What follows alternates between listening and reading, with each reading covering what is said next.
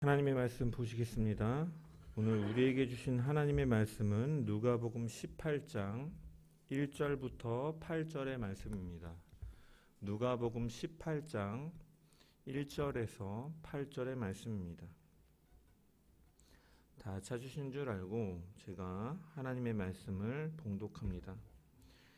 예수께서 그들에게 항상 기도하고 낙심하지 말아야 할 것을 비유로 말씀하여 이르시되, 어떤 도시에 하나님을 두려워하지 않고 사람을 무시하는 한 재판장이 있는데, 그 도시에 한 과부가 있어 자주 그에게 가서 내 원수에 대한 나의 원한을 풀어주소서 하되, 그가 얼마 동안 듣지 아니하다가 후에 속으로 생각하되, 내가 하나님을 두려워하지 않고 사람을 무시하나 이 과부가 나를 번거롭게 하니 내가 그 원한을 풀어주리라. 그렇지 않으면 늘 와서 나를 괴롭게 하리라 하였느니라. 주께서 또 이르시되, 불의한 재판장이 말한 것을 들으라. 하물며 하나님께서 그 밤낮 부르짖는 택하신 자들의 원한을 풀어주지 아니하시겠느냐? 그들에게 오래 참으시겠느냐? 내가 너희에게 이르노니 속히 그 원한을 풀어주시리라. 그러나 인자가 올 때 세상에서 믿음을 보겠느냐 하시니라. 아멘. 말씀을 통한 주의 은혜와 평강이 저와 여러분 가운데 넘치기를 축원합니다. 여러분들은 기도하십니까? 언제 기도하십니까? 가정에서 언젠가 아이들과 얘기를 하다가 기도에 관해서 대화를 나눈 적이 있습니다. 아이들한테 우리는 아플 때나 언제나 항상 우리와 함께 하시는 하나님을 믿고 기도해야 된다고 아이들에게 말해줬더니, 이 둘째 아들인 주원이가 한껏 고무된 표정으로 저에게, 아빠, 난 매일 기도하고 있어, 이렇게 말을 하다고. 그래서 제가 신기해서, 그래? 언제 기도하는데? 라고 물어보니까 밥 먹을 때 기도한다고 굉장히 뿌듯하게 자랑스럽게 이야기하는 모습을 보면서 제가 웃었던 기억이 있습니다. 오늘 본문은 예수님께서 제자들에게 이 기도에 대해서 비유로 말씀해 주시는 내용을 담고 있습니다. 그렇다면 예수님께서 왜 오늘 이 본문에서, 이 장면에서 제자들에게 기도에 대해 알려주고 계신가를 먼저 살펴봐야 되는데, 우리가 다루지 않고 넘어갔지만 이 누가복음, 이 앞선 단락인 누가복음 17장 20절부터 27절까지는 이 하나님 나라와 이제 그 22절에 보면 이제 인자의 날, 하루를 보고자 하되 그 예수 그리스도의 그 재림에 대해서 언급하고 있습니다. 그리고 이 예수님의 재림의 날, 하나님의 나라가 도래하기 전까지 이 성도들은 이 땅에서 필연적으로 경험하게 될 이 고난에 대해서 주님은 예고하신 것이죠. 또한 오늘 본문 8절을 여러분들 보시면, 그러나 인자가 올 때라고 다시 한번 말씀을 통해서 이 예수님의 재림의 날, 이 최후 심판과 완성될 하나님의 나라의 도래를 이 후반부에도 언급하고 계신 것을 볼 때, 즉 오늘 비유 앞과 뒤에는 이 하나님의 나라와 그 예수 그리스도의 그 재림, 인자가 다시 오시는 그날과 그날에 이르기까지 성도들의 이제 고난받는 상황에 대해서 다루시는 그 가운데에 바로 이 기도에 대해서 언급하고 계시다라는 것이죠. 이런 문맥이 나타내는 의도는 무엇이냐면, 재림 전까지 믿음을 지키면서 때로는 이 길을 가는 동안에 이 고난과 환난이 닥치는 성도들에게 무엇이 필요한가? 바로 낙심하지 말고 항상 기도해야 될 것을 주님께서 말씀하시기 위해 이렇게 비유로 말씀하고 계신 것이고, 누가는 이러한 의도 속에서 이러한 문맥을 배치하고 구성하고 있는 것입니다. 그래서 사실 우리가 이 땅을 살아가는 성도들에게 믿음을 지키며 그 주님 다시 오시는 그날까지 완성될 하나님의 나라를 믿음으로 바라보는 자들이 행해야 될 것은 무엇인가? 바로 기도다라는 것이죠. 기도다. 그러면 1절의 말씀을 우리 다시 한번 읽어보겠습니다. 1절 말씀 시작. 예수께서 그들에게 항상 기도하고 낙심하지 말아야 할 것을 비유로 말씀하여 아멘. 예수님께서는 이제 비유로 말씀하는데 그 목적은 무엇이냐? 항상 기도하고 낙심하지 말아야 할 것을 위해서 비유로 말씀하셨다라고 기록하고 있습니다. 즉 항상 기도하는 것과 낙심하지 말아야 될 것을 동일선상에 두고 주님께서는 비유로 말씀하고 계신 것이죠. 왜 주님께서는 낙심하지 말아야 할 것과 기도하는 것에 대해 항상 기도하는 것에서 동일하게 동일선상에 두고 말씀하고 계시는가? 기도가 없을 때 우리는 이 땅에서의 필연적으로 찾아올 수 있는 고난과 환난 속에 우리는 낙심하게 될 수밖에 없기 때문입니다.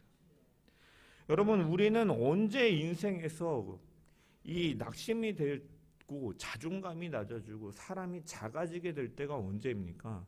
바로 고난이 찾아올 때입니다. 하는 일들이 잘 풀리지 않을 때입니다.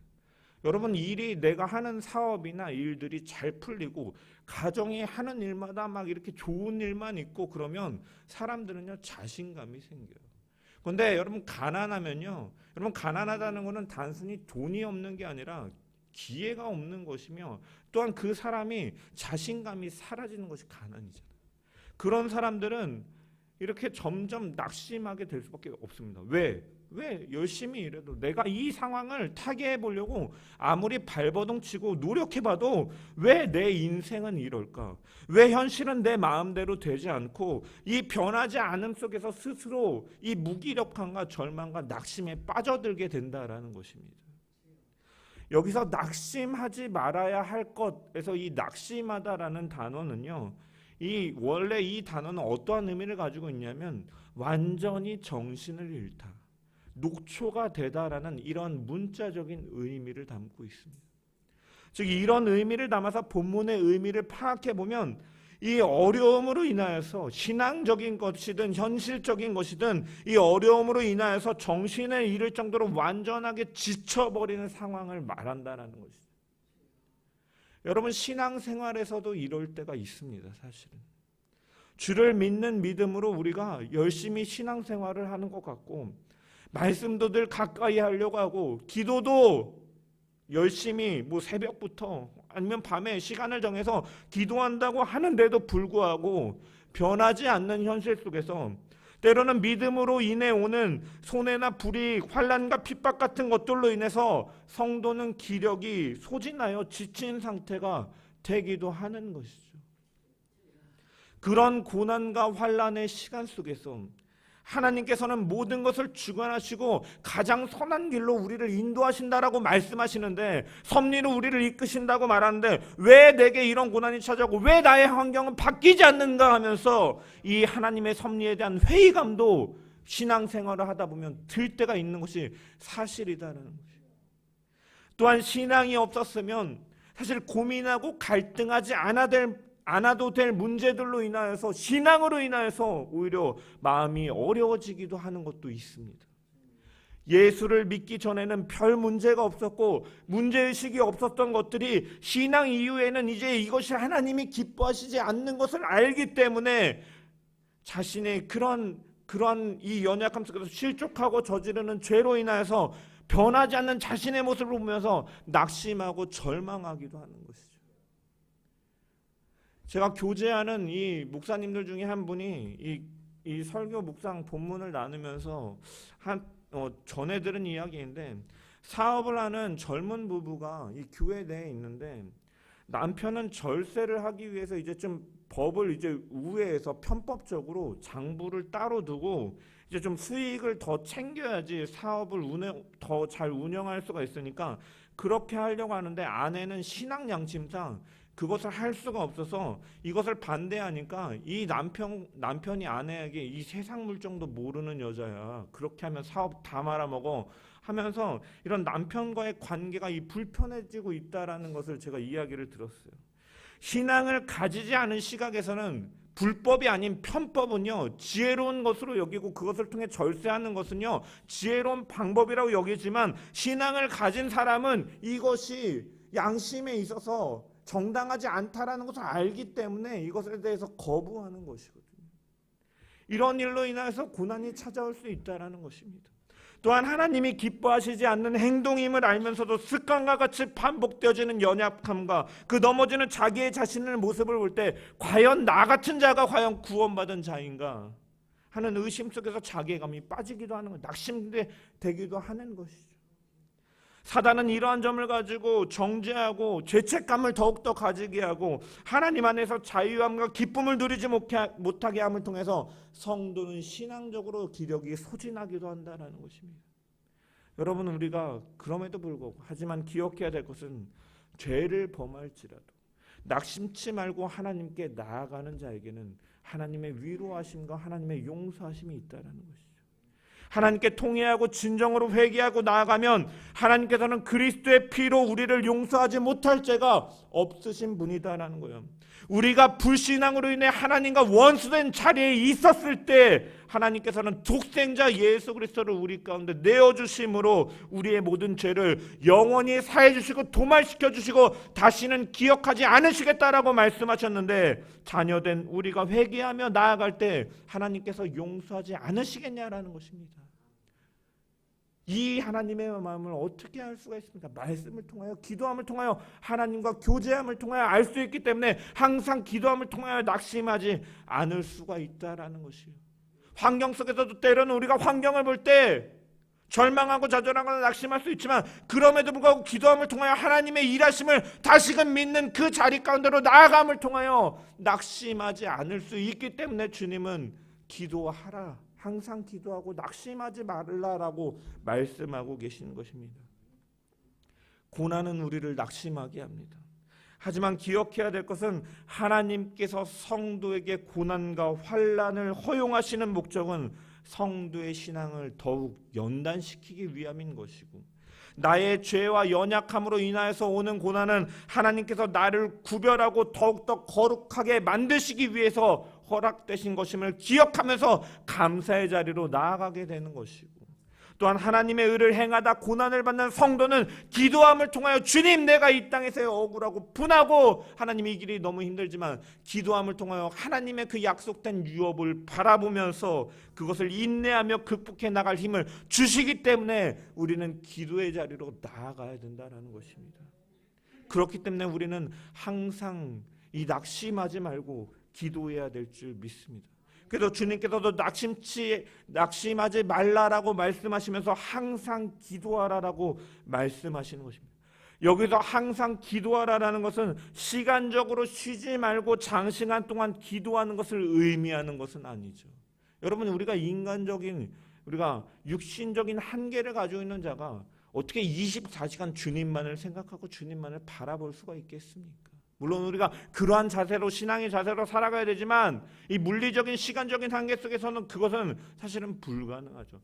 이것은 뭐냐? 꾸준히 기도하라는 이러한 의식을 가지고, 마음의 자세를 가지고 언제나 꾸준하게 기도하고 기도를 포기하지 말라라는 의미인 것입니다. 여러분, 그렇다면 왜 기도를 포기하지 말아야 될까? 여러분, 많은 사람들이요 기도를 이렇게 오해합니다. 내가 기도함을 통해서 하나님을 내 편으로 끌어들이는 거예요. 하나님, 오늘도 우리 LG 트윈스가 이기게 해주세요. 저 롯데 자이언츠는 지게 해주세요. 내 편 갈리면서 우리 편, 내 편인 하나님으로 자꾸 끌어오려고 하지만, 사실 기도는요 엄밀하게 말하면 하나님의 마음을 변화시키는 것이 기도가 아니에요. 왜? 하나님의 마음은 이미 우리에게 가장 선하고 좋은 것을 주시기로 이미 작정하신 분이시기 때문이에요. 이미 독생자 예수 그리스도 통해서 복음과 영원한 생명을 주시기로 작정하셨는데, 그 외에 다른 것들은 사실은 비교할 수 없는 정도로 작은 것들인데 하나님의 그 마음 가운데 그러한 것들이 있지 않겠습니까? 사실은 그렇기 때문에 기도는 하나님의 마음을 내 편으로 끌어오는 것이 기도가 아니라, 이 하나님의 변화나 상황의 변화를 가져오는 것이 아니라, 기도는 자신의 변화를 가져오는 것이, 자신의 변화를 가져오는. 기도한다고 환경이 변하지 않을지라도 이제 그 환경을 바라보는 나의 시각이 바뀌게 된다는 거예요. 악인의 형통함을 바라보면서 억울하고 원망하는 마음 가운데 왜 이렇게 이 세상이 부조리하고 불합리하고 말하면서도 기도함을 통하여 그날에 심판하실 하나님의 손길을 바라보면서 하나님께 심판을 맡기고 나는 이 땅 가운데 묵묵히 살아가는 이 시인의 이 시편 기자들의 이런 이 고백들을 보면서 우리 역시도 기도함을 통하여 하나님의 뜻에 나를 맞추게 되는 것이 바로 기도다라는 거예요. 하나님을 내 뜻에 맞추는 것이 기도가 아니라 하나님의 뜻에 나를 맞추는 것이 기도다.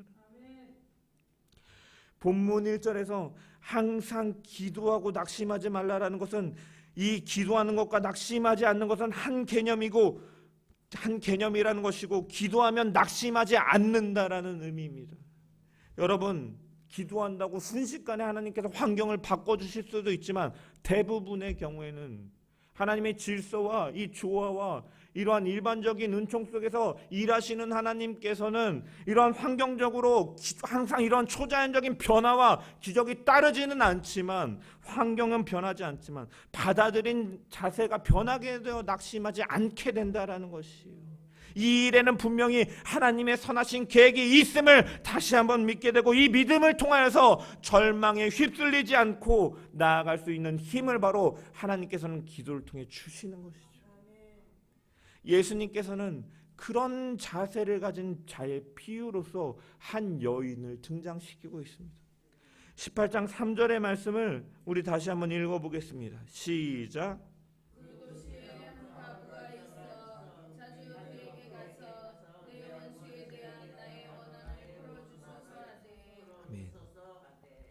이 과부는 한 과부가 있는데 이 원한 이 억울한 일이 있었습니다.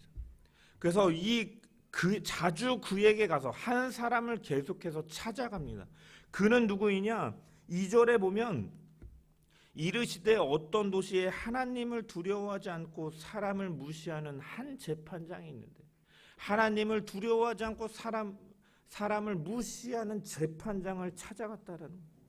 이 재판장은 예수님께서 이 하나님을 두려워하지 않고 사람을 무시하는 즉 수직적인 관계 속에서 하나님을 향한 두려움이나 경외심이 없는 존경이 없는 그러한 사람 그리고 이것을 보면은 두려워하지 않는다라는 것을 이제 분사 형태로 사용함을 통해 이 사람이 일시적으로 그런 것이 아니라 쭉 그렇게 그래 왔음을 예수님께서는 비유로 등장시키고 계시는 것이죠. 여러분 그가 이렇게 하나님을 두려워하지 않고 경외하지 않을 수 있었던 것은 그는 하나님의 앞으로 다가올 하나님의 심판을 두려워하지 않는 자였기 때문에 이런 점을 고려하고 또한 시대적 상황들을 우리가 통해서 봤을 때 이 재판관은 아마 식민지 지배하에 이제 유대인들에게 군림하였던 로마에서 파견된 어떤 이방인 재판장을 어떻게 보면 비유로 등장시키는 것이다라고 성경학자들은 해석을 하죠. 왜? 그는 다신론적인 로마 이 사상 속에서 다신론적인 사고를 갖고 있고 하나님을 그저 이방 신들 중에 하나로만 여기고 있기 때문에 그에게 있어서 하나님은 별 의미도 없고 경외하거나 두려워할 만한 존재가 아니었다라는 것이죠.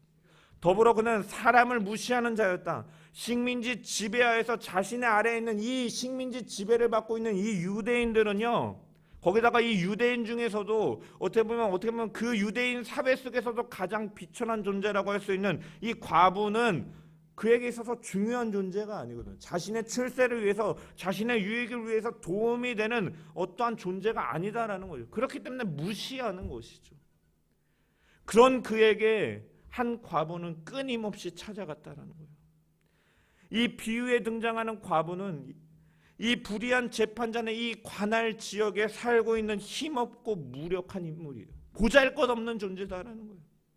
과부는 구약시대나 신약시대나 할 것 없이 이 불쌍한 존재로 여겨졌습니다. 긍휼의 대상으로 여겨졌어요. 왜? 유대 사회 자체가 이 여자의 지위에 대한 인식이 한없이 낮았고 이런 가부장적인 사회였기 때문에 이 여자가 이 남편이 없는 상태에서 경제적인 문제들을 해결하면서 살아가기는 너무나 어려웠기 때문에 과부는 소외된 계층일 수밖에 없는 거예요. 그래서 고아와 과부들을 초대교회가 항상 도왔던 이유가 이들이 소외된 계층이었기 때문이죠. 그렇기 때문에 이 과부는 예수님께서 이 과부를 등장시키는 것은 보잘것없는 자의 대표적인 인물로서 등장시키는 것이죠. 여러분, 이 사람은 어떠한 일이 있었는지는 우리가 알 수 없지만 억울한 일이 있었기 때문에 내 원수에 대한 나의 원한을 풀어달라고 재판장에게 탄원하고 있는 것입니다. 원한을 풀어달라. 여러분, 이것을 한글 성경을 보면 어떤 이 여자가 한이 있어서 복수심을 가지고 나를 대신해서 이 사람에게 복수해달라고 이런 의미로 해석할 수 있지만, 사실 원어로 살펴보면 어떠한 자기의 감정적인 보복을 위해서 요구하고 있는 것이 아니라 재판장에게 이 공정하게 시시비비를 가려달라, 공의를 실행해달라라는 의미로 요청하고 있는 것이죠. 우리는 여기서 기도에 대한 첫 번째 교훈을 발견할 수가 있는, 우리가 하나님께 늘 기도해야 되지만 우리가 이 기도는, 우리가 이 과부의, 흔히 이 과부의 비유를 보면 끊임없이 여러분 구하십시오. 그러면 하나님이 여러분들의 기도를 들어주실 것입니다. 포기하지 말고 우물에서 물이 나올 때까지 우물을 파는 것처럼 여러분 끝까지 기도하십시오라고 말하지만, 여러분 그 이전에 전제되어지는 기도의 내용이 무엇이냐라는 거죠.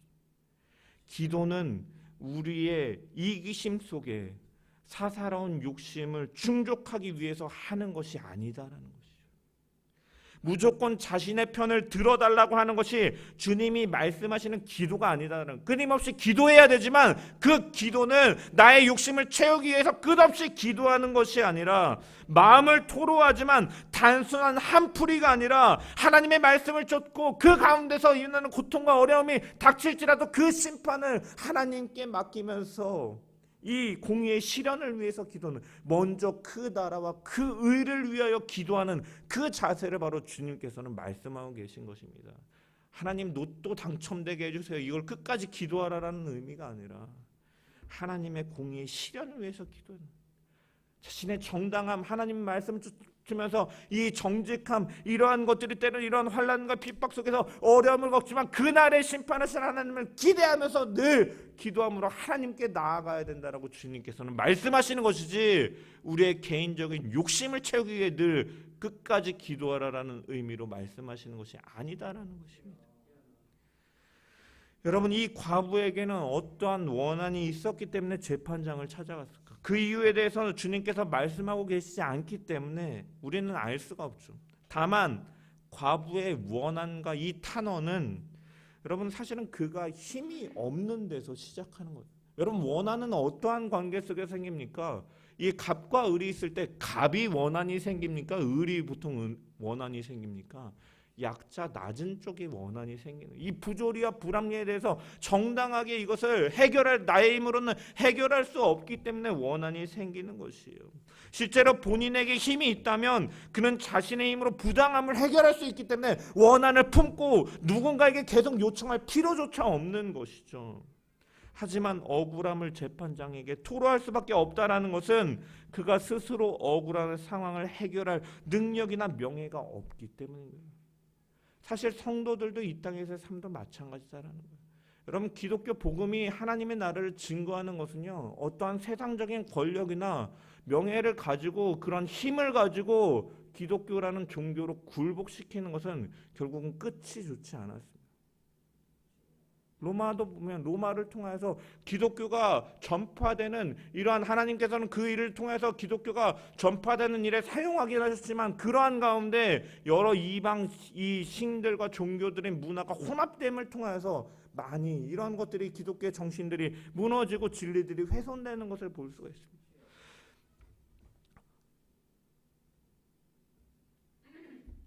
어찌됐든 이 과부는 스스로의 힘으로 해결할 수 없기 때문에 하나님께 나아가.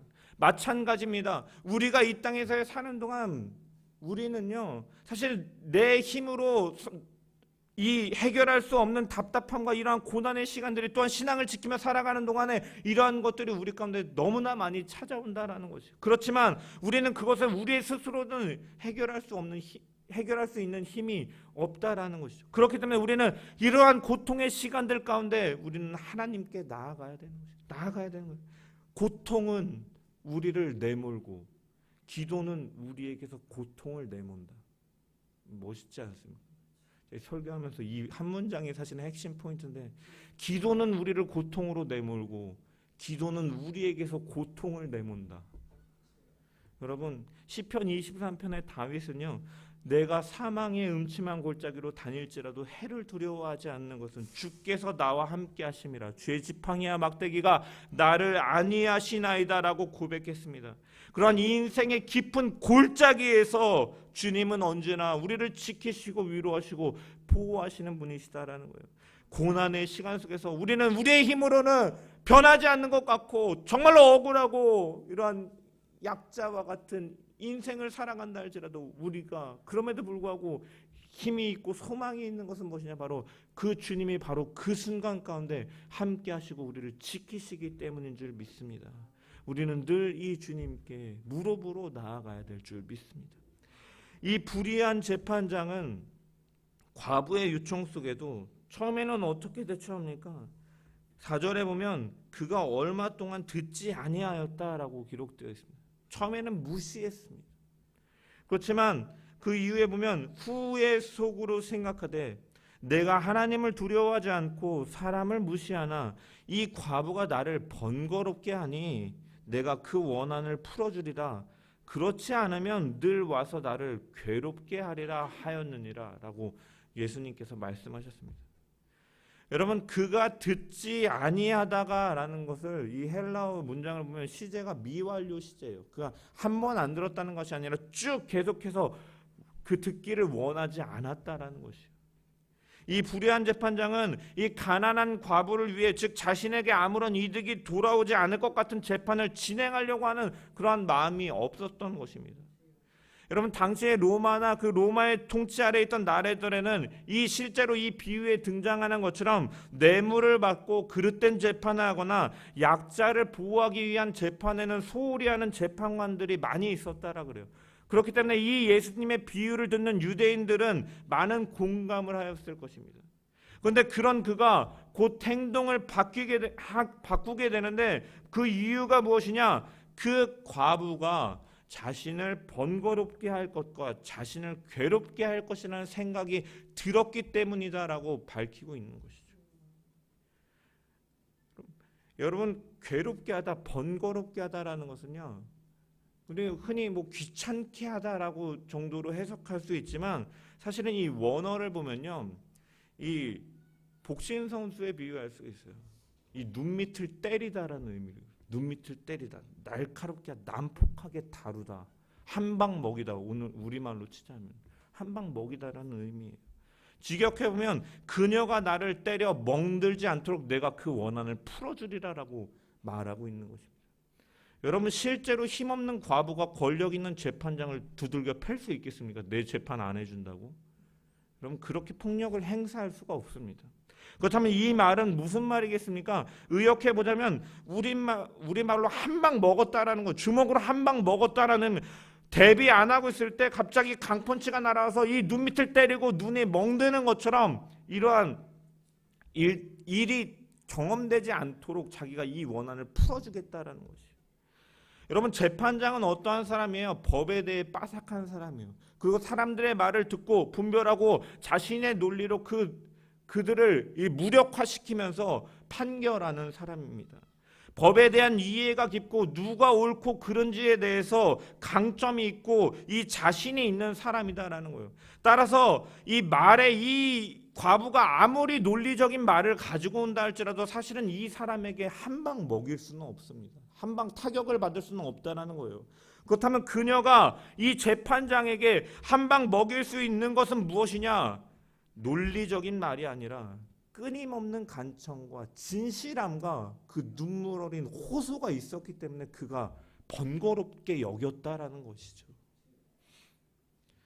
말로 하면 설득이라도 할 수 있겠지만 하루 이틀 아니라 매일매일 진심 어리게 다가와서 눈물로 호소하니까 그것이 자신에게 있어서는 또 자신 밑에 눈에 멍이 들었을 때 우리가 쪽팔린 것처럼, 창피한 것처럼, 그 가난한 가부를 저 사람은 재판하지도 않는다, 자기에게 수치가 되니까 그것에 대해서 그는 들어줄 수밖에 없다라는 것입니다. 그래서 행동이 바뀌게 되는 거죠.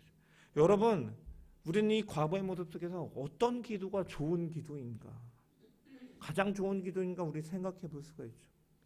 여러분, 우리는 기도를 잘한다 하면 흔히 유창한 말로 이 여러 미사여구를 가져다가 화려한 언변 속에서 기도하는 것을 기도를 잘한다라고 생각을 해요.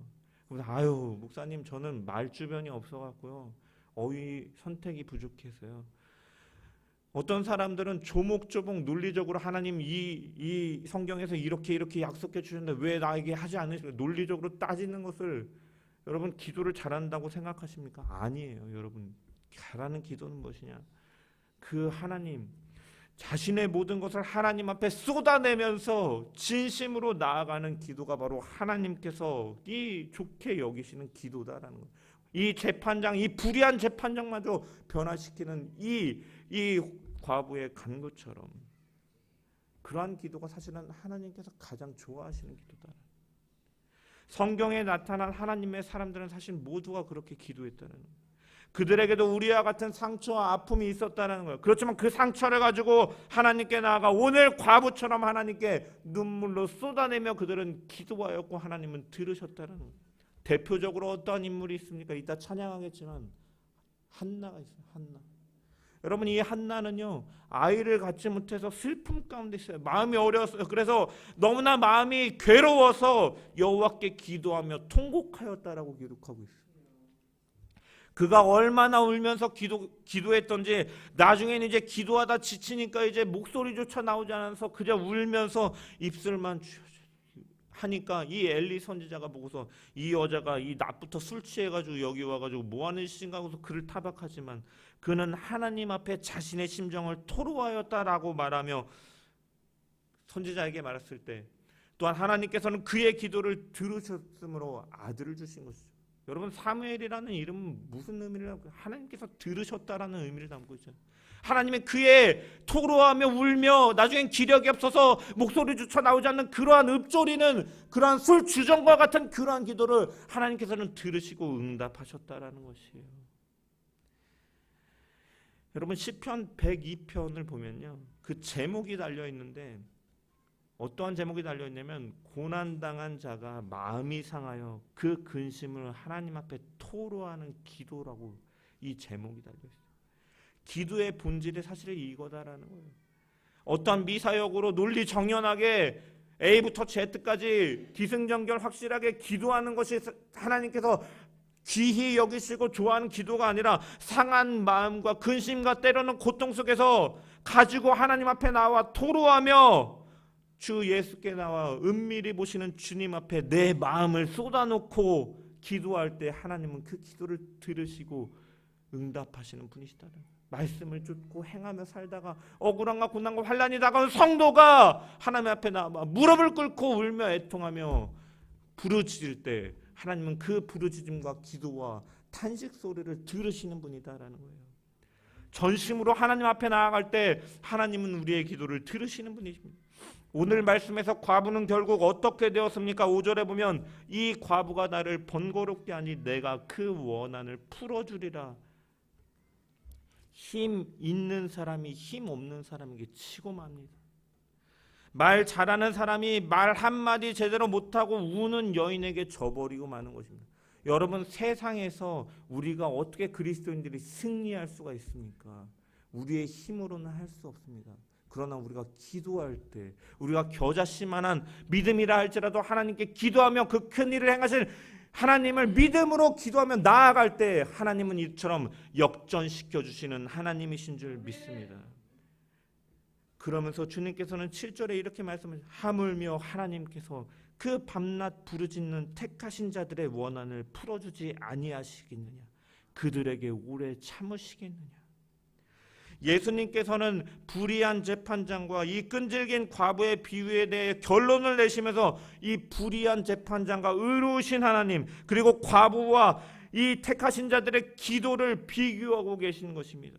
이러한 불의한 재판장도 세상에서 조차 이러한 불의한 사람조차도 이 과부의 끈질긴 요청 가운데 이 정당하고 진심 어린 하소연 가운데 그가 응답하는데 하물며 불의한 분이 아니시라 공의로우시고 의로우신 하나님께서 이 과부는 어떻게 보면 보잘것없는 존재지만 너희는 나를 통하여 하나님의 자녀가 되는 이 택하신 자들이라는 이 귀한 신분을 가진 자들의 기도를 하나님께서 들어주시지 않겠느냐라는 반어법을 사용하시면서 고난당하는 자를 긍휼히 여기시며 궁핍한 자에게 공의를 베푸시는 공의로우신 하나님께서 이것을 결코 외면하지 않으실 것이다라고 말씀하고 계신 것입니다. 아주 불의한 재판된 것, 유대 사회에서 천대받는 이 사람으로 여겨지지 않는 과부라 할지라도 늘 와서 부르짖는 이러한 탄원 속에 이 불의한 자에게 이 공의가 이루어지는데 하물며 독생자까지 아낌없이 내어주신 하나님께서 우리를 영원한 형벌에서 구출하여 내기 위해 형벌을 받아 죽기까지 하신 이 하나님께서 우리 대신 모든 우리가 행하지 못한 것들을 대신 행해서 죽기까지 행하신 이 하나님께서 자녀의 기도를 들으시지 않으시겠냐라는 것입니다. 우리는 이 하나님께 나아가야 된다는, 세상에서 승리하고 낙심하지 않고 우리가 믿음을 지키며 주님 오시는 그날까지 나아가는 그 길 가운데 우리는 늘 이 기도가 필요하고 우리는 이 과부와 같이 끊임없이 기도해야 될 줄 믿습니다. 다만 우리가 오해하지 말아야 될 것은 아까도 말씀드렸다시피 우리의 욕심과 우리가 구하는 모든 것이 그대로 응답되는 것이 과부가 자신의 억울함을 풀 수 있는 정당한 재판을 요구했던 것처럼 하나님의 정당한 공의를 실현하기 위한 기도가 아니고 우리가 하나님의 그 나라와 그 의를 구하는 그 기도가 있을 때 하나님께서는 그 일을 행하신다라는 것을 우리는 분명히 기억해야 될 줄 믿습니다. 주님은 제자들에게 기도문을 가르쳐 주시면서 우리에게도 이 요한의 제자들처럼 다른 제자들처럼 우리에게 기도를 알려주십시오라고 말하는 제자들에게 주기도문을 가르쳐 주시면서 우리에게 날마다 일용할 양식을 주옵시고라고 말씀하셨습니다. 인간에게 필요에 관련된 부분들도 너희는 하나님께 구하라라고 말씀하셨죠. 하지만 주목해봐야 되는 것은 땅 위의 것을 구하되 너희는 오늘날 날마다 일용할 양식을 구하라. 욕심을 가지고 정욕을 가지고 너희들의 만족과 유익을 위해서 기도하는 것이 아니라 정말 필요한 매일의 양식에 대해서 구하는 것이지 욕심을 통해 구하는 건 모든 것을 하나님께서 들으시고 응답하신 분이 아니심을 분명히 제시하고 있다라는 것이죠. 너희는 하나님의 나라와 그의 이름과 그의 영광을 위해서 너는 기도하며 나아가야 될 것이다 라는 것이 우리의 삶 가운데 우선되어지고 그것이 바로 올바른 기도라고 주님께서는 가르쳐 주신 것입니다. 우리는 이러한 기도자의 자세로 나아가기를 소망합니다. 이 사실은 별 볼 일 없고 보잘것없는 우리가 이 땅에서 무슨 힘으로 살아가겠습니까? 어떻게 낙심하지 않을 수가 있겠습니까? 주님 앞에 기도할 때 하나님은 우리를 위로하시고 우리에게 힘주시고 또한 그 심판하신 하나님을 믿음으로 나아가게 하기 때문에 우리에게 소망이 있고 낙심하지 않게 될 줄 믿습니다. 이어서 주님은 8절에 말씀하셨습니다. 내가 너희에게 이르노니 속히 그 원한을 풀어주시리라. 그러나 인자가 올 때에 세상에서 믿음을 보겠느냐 하시니, 인자가 올 때라는 것은, 인자라는 것은 하나님의 아들 예수 그리스도를 말하는 거죠. 인자가 올 때라는 것은 예수 그리스도의 그 재림의 때의 그 가까운 마지막 때를 의미하는 것이죠. 이 마지막 때가 가까울수록 믿음을 보겠느냐, 세상에서 믿음을 보겠느냐. 여러분, 여기서 믿음이라는 것은 불의한 재판장에게 과부가 그랬던 것처럼 고난 속에서 낙심치 않고 지속적으로 하나님께 간구하는 실천적인 믿음을 가진 자를 의미하는 것이죠. 과부, 믿음이란 여러 가지로 표현할 수 있겠지만 이 본문에서 이 믿음을 보겠느냐 하시는 것은 이 과부가 했던 것처럼 지속적으로 하나님이 심판자, 이 재판장 되실 것을 믿으면서 때로는 내 마음을 진심으로 토로하고 하나님 앞에 나아가며 하나님께 그 심판을 맡기고 이 땅에서 때로는 억울하고 고난의 길이 온다 할지라도 묵묵히 걸어가는 그 길을 가진 자가 많겠느냐라는 의미인 것이. 볼 수 이 보기가 힘들다라는, 희귀해질 것이다라고 말씀하시는 것입니다. 왜? 사람들의 마음이 완악해져서 그의 택한 백성들의 기도를 들어주신다라는 그러한 명확한 사실, 성경의 약속조차도 거절하며 그들의 마음에는 의보다 악이 가득 차서 간구하지 않는 것을 주님은 알고 계시기 때문에 주님은 이렇게 말씀하고 계시잖아요. 실질적으로 여러분, 코로나 시대를 보내면서 한국교회의 많은 부분들이 급격히 변화되었습니다. 저희 교단에도 2,000명 모이는 교회가요. 코로나 시대를 보내면서 500명으로 지금 300명이 출석한다. 여러분 기도의 자리를 찾지 않는 성도들이 점점 더 많아지고 있고, 여러분 주일날 예전에는 예배를 드리지 않으면 정말로 큰 죄를 저지르는 것처럼 정말로 이 하나님 앞에 예배하는 것에 대해서 소중히 여겼던 자들이 한 번, 두 번 유튜브로 이제 예배를 드리기 시작하면서 어디에 있든지 그냥 틀어놓고 내 할 거 하면서 그냥 귀로 들으면 예배를 드리는 것처럼이라고 생각을 합니다. 여러분 얼마나 되겠느냐? 이 신실한 약속과 말씀을 의지하면서 믿음을 지켜가는 자가 날로 희귀해질 것이다라고 주님은 말씀하고 계시다는 거예요. 이 마지막 때에 마태복음에 보면 사람들은 이 시험에 빠져 서로를 미워하고 불법이 성행하며 사랑은 식어지리라라고 말씀하셨습니다. 그러한 시대 속에서 올바르고 진실한 믿음을 가진 자들이 적어지는 것은 어떻게 보면 당연한 것이죠. 하지만 그런 가운데서도 주님이 이 제자들에게 말씀하시는 것은 무엇인가?